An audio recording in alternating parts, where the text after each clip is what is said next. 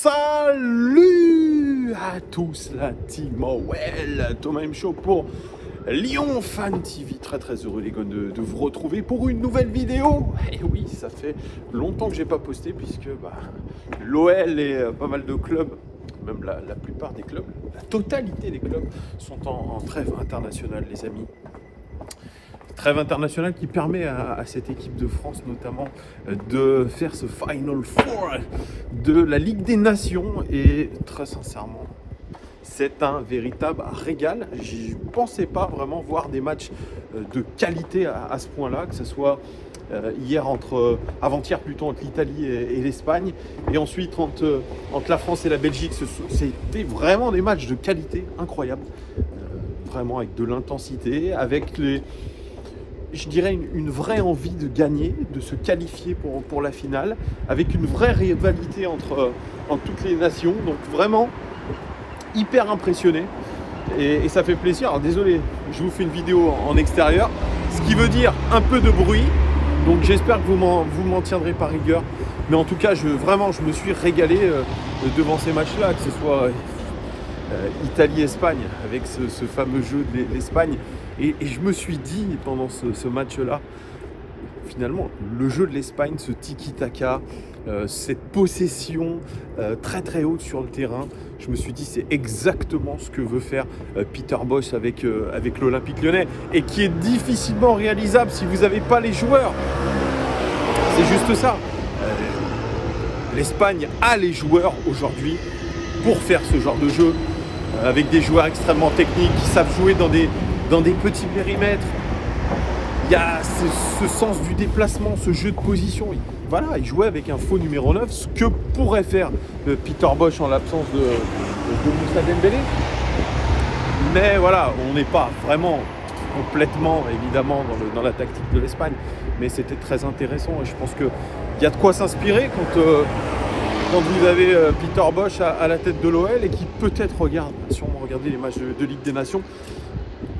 On peut s'inspirer quand même de choses assez intéressantes au niveau tactique.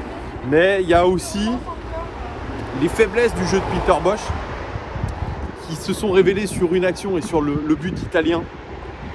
Avec cette perte de balle à 60 mètres des cages et derrière, quand vous avez un contre-attaquant comme Chiesa, ça fait extrêmement mal. Donc vous voyez, il y a tout ça qui est réuni et qui... Oui, moi je me dis, bien sûr, c'est attrayant. Le jeu offensif, de la possession, du contre-pressing, de la récupération haute, bien sûr. Même chose hier avec le match entre la France et la Belgique.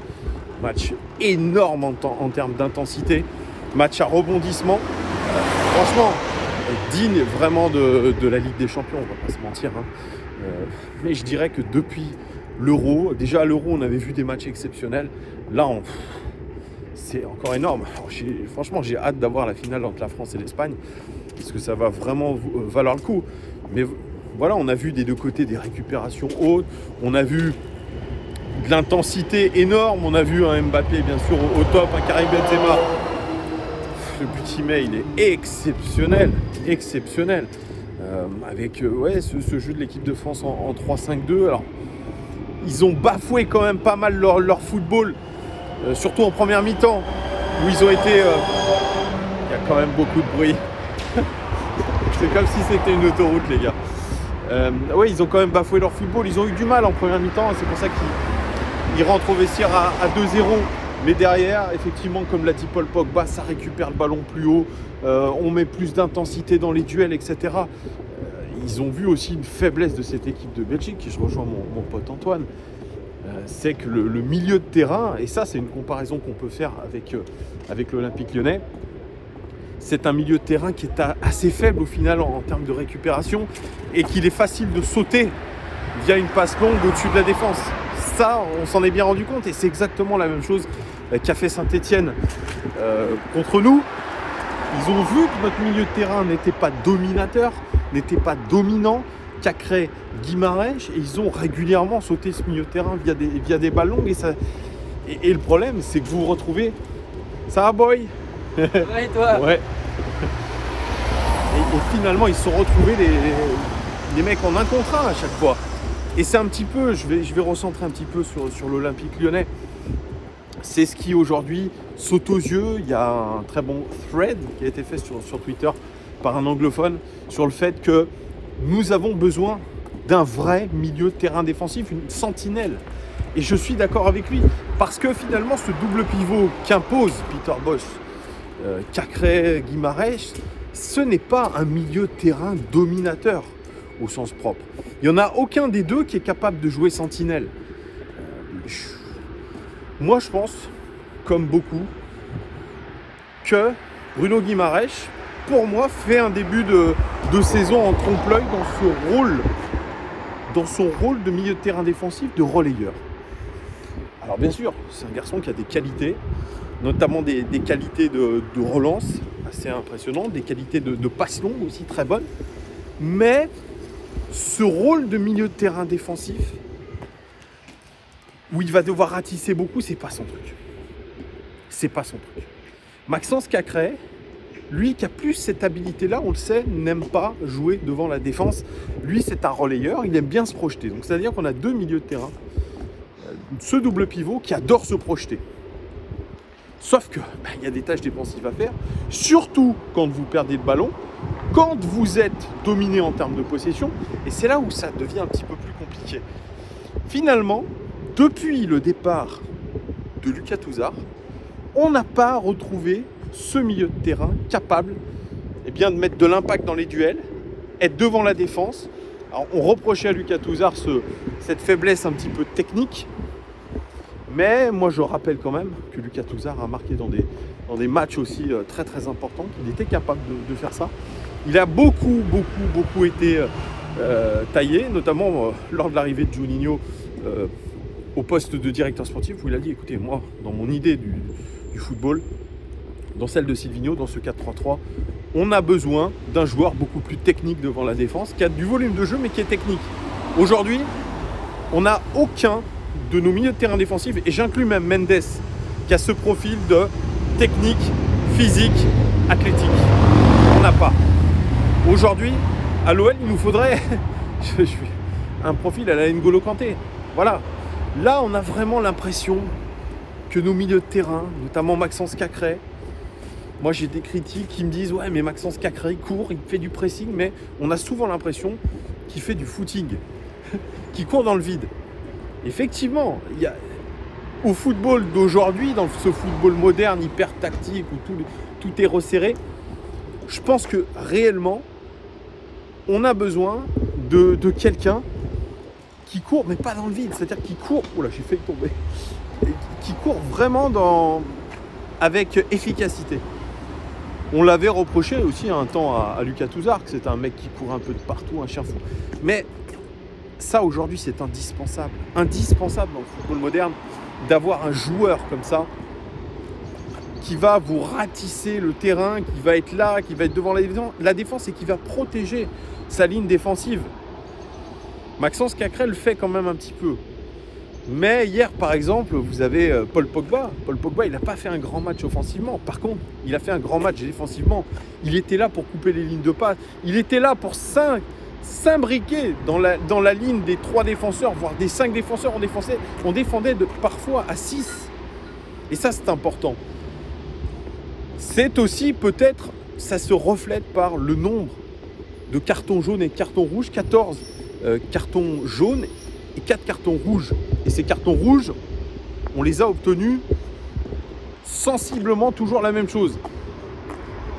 Je ne sais pas si c'est très français ce que je viens de dire, mais c'était souvent dans les mêmes conditions. À savoir, on est pris sur une mauvaise passe, on a 60 mètres à défendre, donc nous sommes en position de dernier défenseur. Regardez, c'est très très beau ce que j'ai derrière moi. C'est Fourvière. Je ne sais pas si vous allez voir. Hop, là.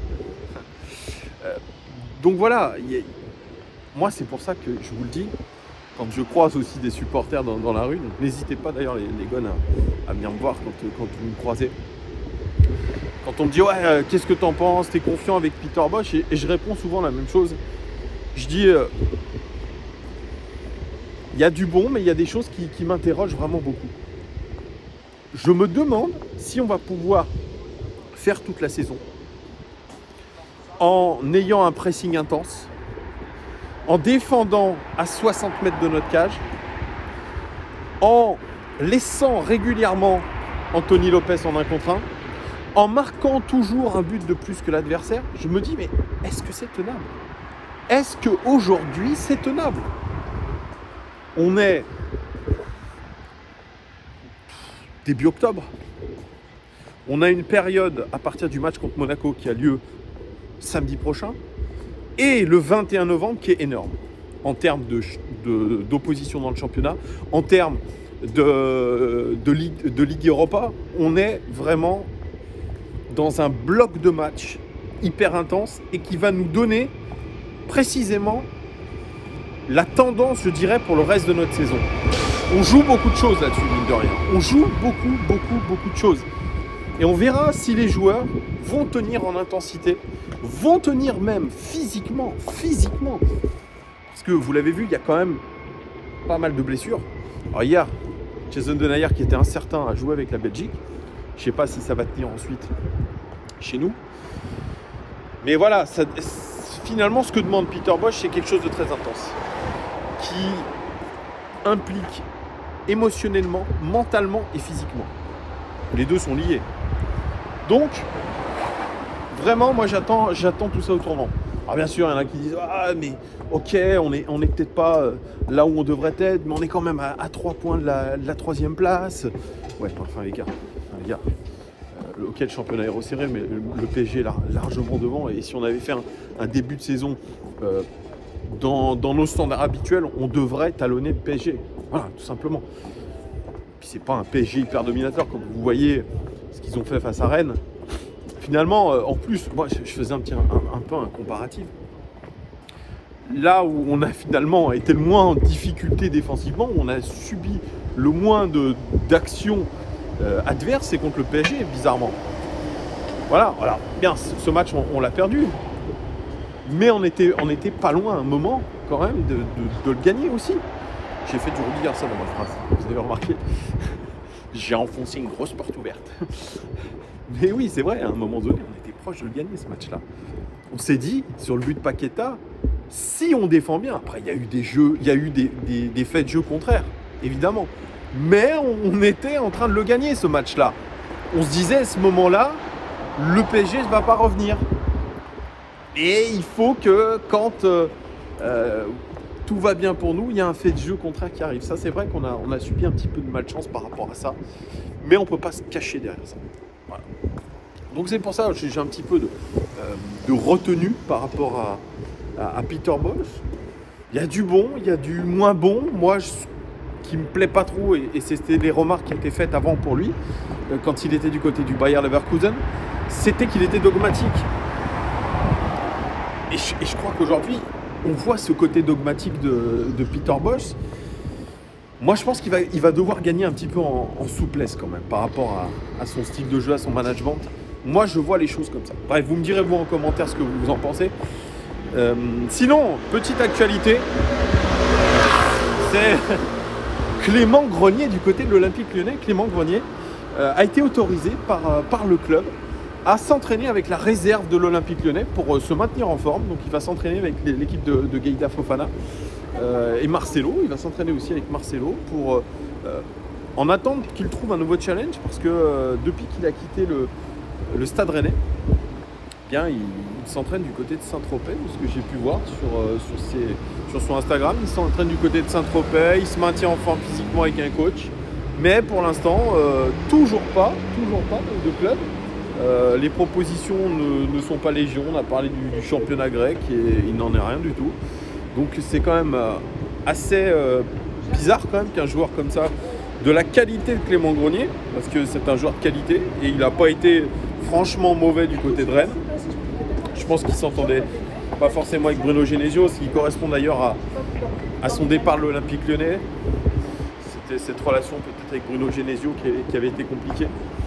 Là, il n'a pas prolongé avec le Stade Rennais et il est en difficulté parce qu'il a, je crois qu'il a 31 ans, quelque chose comme ça, 31 ou 32 ans, et qu'il est loin d'être fini. Hein. Je pense que c'est un joueur qui a d'énormes qualités, techniques déjà, un peu lent, mais qualité technique, qualité de passe, qualité de coup franc, qui peut faire du bien aujourd'hui dans une équipe. Alors, il y en a qui disent, bon, s'il est pas mal à l'entraînement avec la réserve, alors pourquoi pas le faire signer en tant qu'agent libre? Il pourrait nous apporter de bonnes choses au milieu de terrain. Mais pareil, c'est pas le milieu de terrain qui nous correspond, c'est pas celui qui va aller mettre de l'impact, c'est un milieu de terrain relayeur, Clément Grenier. C'est pas un mec devant la défense. Moi, si je devais le comparer dans un style de jeu, c'est un style Bruno Guimaraes. Voilà. Donc non, ça ne va pas.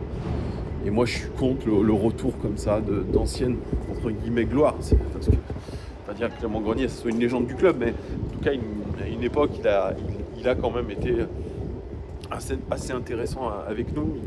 Il a de grosses qualités, bien sûr, ce garçon. Mais aujourd'hui, je ne suis pas sûr que de reprendre Clément Grenier, ça soit quelque chose de très très positif pour nous, dans ce que veut mettre en place Peter Bosz. Et puis voilà, c'est un joueur aujourd'hui qui est hors de forme. Vous avez beau vous entraîner avec un entraîneur privé, rien ne vaut l'entraînement avec un groupe, rien ne vaut les matchs. Et aujourd'hui, Clément Grenier, ça fait quasiment 6 mois qu'il n'a pas joué un match professionnel. Donc ça, c'est un petit peu délicat quand même. Donc moi, je suis pas pour le faire signer. Qu'il s'entraîne avec la réserve, pourquoi pas. Et ça, c'est très cool, c'est très loyal de la part du club. Sachant que ça s'était mal passé avec lui, je crois. Il y a eu quelques problèmes aussi avec Jean-Michel Aulas. C'est un petit peu comme Gonalon. Mais c'est dommage. Aujourd'hui, c'est dommage que Clément Grenier, par contre, se retrouve sans club. Parce que c'est un joueur de grand talent, de grande qualité. Et qui, je pense, malgré ce qu'on a beaucoup dit, de son hygiène de vie qui a été peut-être ce qu'elle a été à une époque de sa vie, eh bien aujourd'hui, je pense que c'est un joueur qui est rangé, quelqu'un qui est très sérieux, professionnel. Et donc, c'est un petit peu décevant pour lui, mais bon, ça lui permet peut-être de retrouver sa confiance. Donc, vous me direz, vous, ce que vous en pensez de ce retour de Clément Grenier à l'entraînement avec l'équipe de Gueïda Fofana. Et puis, pourquoi pas, est-ce que vous le verriez signer à l'Olympique Lyonnais? N'hésitez pas, les amis. Voilà ce que je pouvais vous dire dans cette petite escapade en allant au travail ce matin. Il fait un petit peu frais du côté de Lyon, un petit peu gris aussi. Désolé encore une fois du son. Mais c'est un petit peu ça. Quand je fais des vidéos en extérieur, malheureusement, beaucoup de bruit, c'est la ville. Donc les gars, je vous souhaite évidemment un très bon début de week-end. Et puis on se retrouve très très vite s'il y a de l'actualité côté Olympique Lyonnais. Je serai évidemment là pour vous en parler. Et puis sinon, on se retrouve pour l'avant-match du match contre Monaco. Allez, gros bisous à vous. Bon début de week-end. Ciao, allez l'OL.